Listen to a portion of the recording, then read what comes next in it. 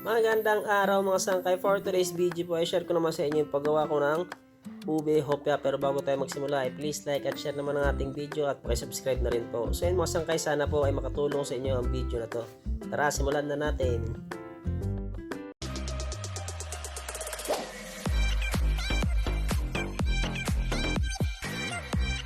So bali yung ating first step is gagawa tayo ng pabalat ng ating hopya.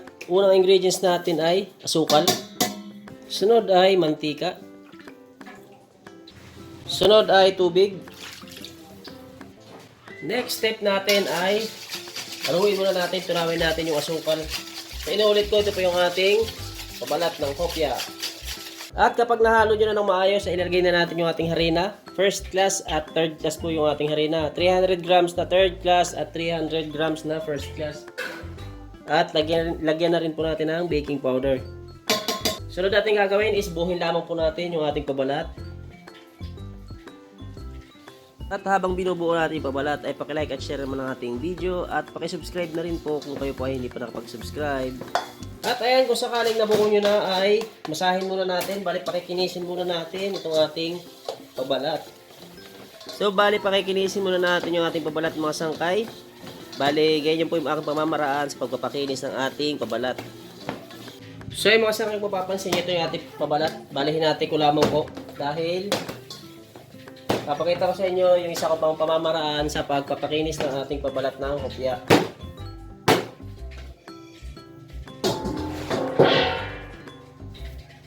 So bali ganito mga sangkay, hampas lang natin sa lamesa.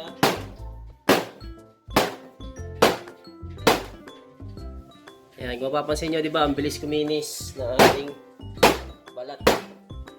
So ayun mga sangkay, bali pakilike at share naman ang ating video at pakisubscribe na rin po ng aking channel kung kayo po ay hindi pa nakapag-subscribe.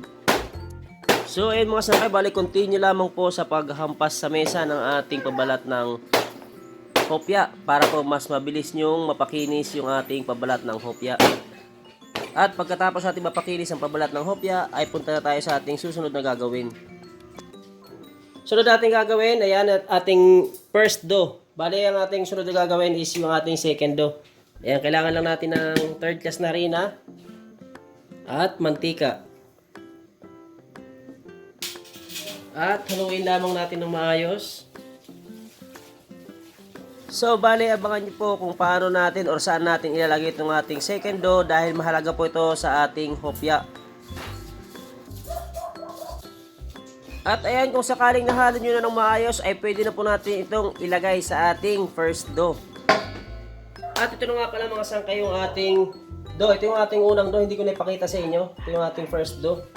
Ayan, bali linapad natin ng konti at saka naman natin ilagay yung ating second dough. So ayan, naputol po yung ating video mga sangkay. So hindi ko na ipakita sa inyo. So inuulit ko ito yung ating first dough. At ito naman yung ating second dough mga sangkay. Bali natin. At babalutin lamang po natin yung ating second dough.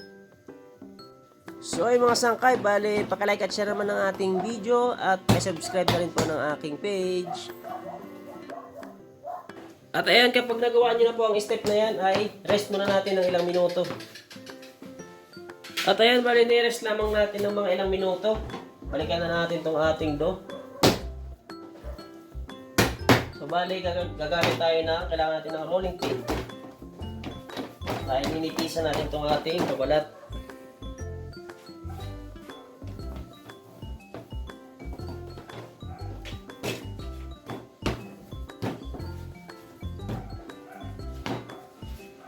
At ayan, kung gusto mong mag-try sa paggawa ng hopya ay siguraduhin po tamang ingredients sa inyong ilagay at sundin lamang po ang procedure ng ating paggawa ng hopya.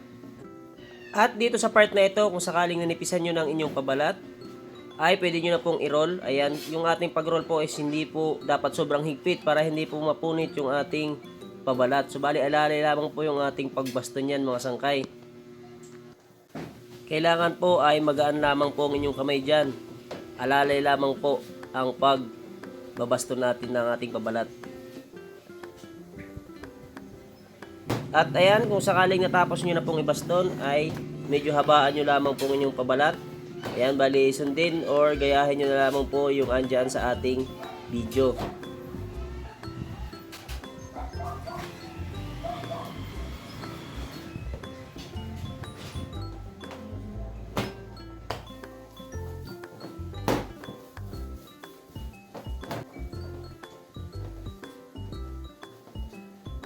So ayan, kapag na roll na natin yung ating or napasto na natin yung ating pabalat is punta tayo sa ating susunod na gagawin. Bali-rest muna natin itong ating pabalat.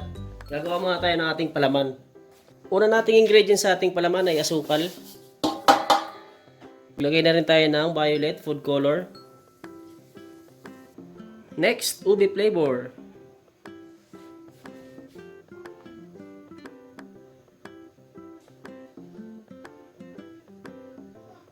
Sunod, mantika. Next ay tubig. Powder milk. At margarine. So pag nalagay nyo na yung mga ingredients na kinabanggit ay mix muna natin. At habang nagmi-mix tayo mga sangkay, pakisuportahan naman po ng aking channel. Paki-like at share naman ang ating video at paki-subscribe na rin po kung sakaling kayo po ay hindi pa nakapag-subscribe. Next step, pag nahalo na ng maayos, ay ilagay na natin yung ating harina, third class, 1 kilo. At bubuuin na natin yung ating palaman. At kung kayo po ay naghahanap pa ng iba pang recipe about baking, ay magpunta lamang po kayo sa aking channel. Pasyalan nyo po dahil marami na po akong video na naka-upload about baking. Sana po ay makatulong sa inyo.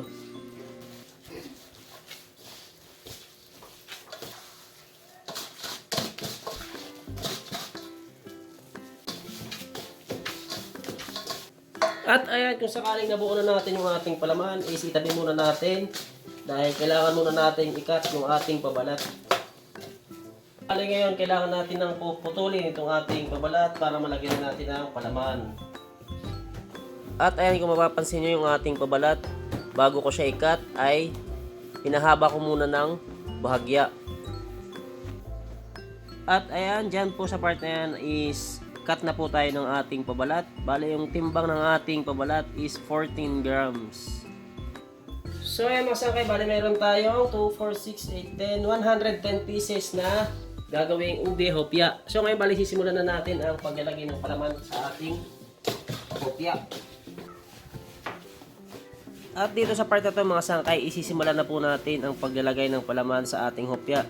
Bale nga pala yung timbang ng ating palaman is 20 grams. So ayan, bali babalutin lamang po natin yung ating palaman ng ating pabalat. So bali bilog lamang po yung ating hopya dito mga sangkay, hindi na po natin kailangang tupiin. Nasa sa inyo po kung gusto nyo pong tupiin yung inyong hopya. Pero itong aking ginagawa po is bilog lamang po yan. So ganyan lamang po ako gumawa ng ubi hopya. So nga pala mga sangkay, paki-like at share naman ng ating video at paki-subscribe na rin po ng aking channel. Thank you po sa panonood mga sangkay. Salamat po sa inyong suporta. At kung kayo po ay naghahanap pa ng iba pang baking recipe ay magpunta lamang po kayo sa aking channel dahil marami na po akong video na naka-upload about baking. Sana po ay makatulong po sa inyo. Forma na natin, napalaman na natin yung ating hopya ay kailangan lang natin ng isang itlog.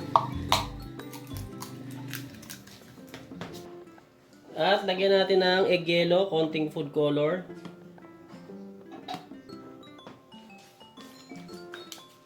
So bali haluin lang natin ng maayos at ipapahid natin sa ibabaw ng ating hopya.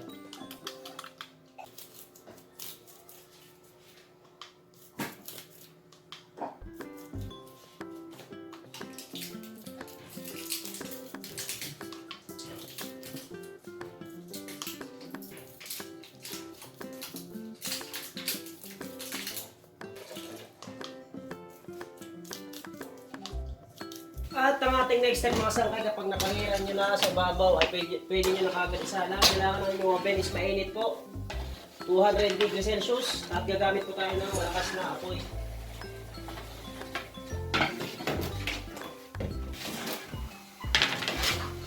At after 7 minutes, bali ililipat ko po sa itaas yung ating hopya. Bali dyan na po natin naantayin maluto sa itaas yung ating sinalang na hopya.